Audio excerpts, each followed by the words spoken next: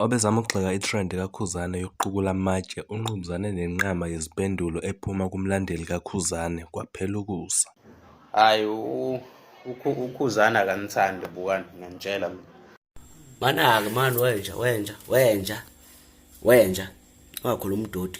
Uyabona isende lekhuluma mfana uyasangana intama uyasangana impela ngana kwethu. Ngiyaxolisa ukukutshela kwakho mdala impela kumina. Mangikubuka ngokuvuthwa kwakho uvuthisa utshwala ebusweni uyasangana. Lento eyishoyo uyasangana mntakama. Emculweni kamaskandi kusetshenzwa ngetrend uyezwa. Kusetshenzwa ngetrend mase udependa kubalandeli onabo. If abalandeli bakho beyisupport itrend yakho ngaleso sikhathi bazoyisupporta. If iphumelela wena ungazokhuluma ngamasendo akhulumayo.